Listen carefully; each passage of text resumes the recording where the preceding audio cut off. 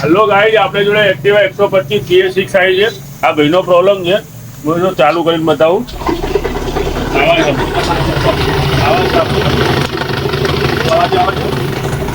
હવે આપણે વિડીયોમાં તમે બન્યા રહો, મને અવાજનો સોલ્યુશન બતાવો કે શું પ્રોબ્લેમ છે. આવો ભાઈ, આ બાજુ 8 નંબરની ટી લઈ લેવી છે આપણે.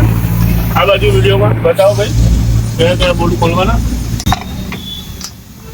તમને ખોલીને બતાવી દઉં કે આ પ્રોબ્લેમ અવાજ શાનોથી ભાઈ કે મારે અચાનક જ પ્રોબ્લેમ થયો છે.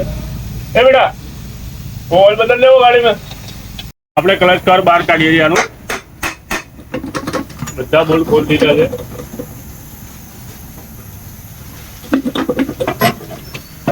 હવે આવાજ આના આવતો હતો આપણે તમને બતાવું. અને આપણે સ્કૂટીનો બોર્ડ ખોલી લઈએ છીએ. 19 નંબરનું બોક્સમાંનું લઈ લેવાનું.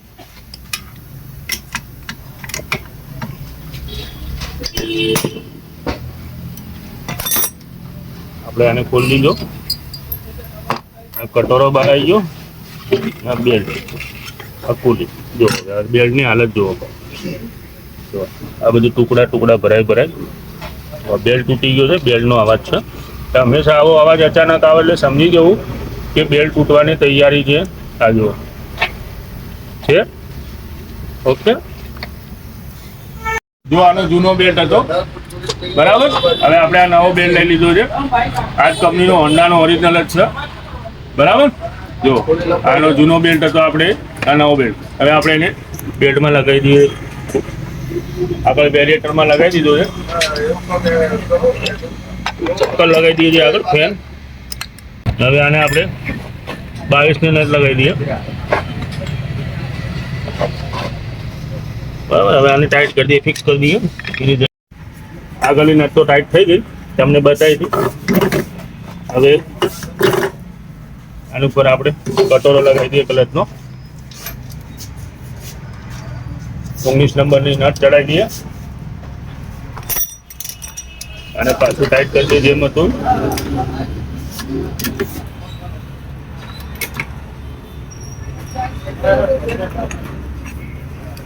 કિક ખોલી છે તો આપણે એમાં ઓલિંગ કરીએ જેથી કિક એકદમ સ્મૂથલી વાગે.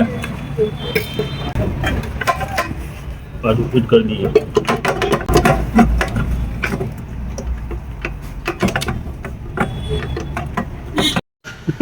એક્ટિવા की आवाज देखो चालू करता हूँ.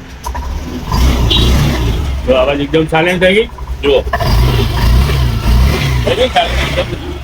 એનું મેન રીઝન હતું આ રહ્યું.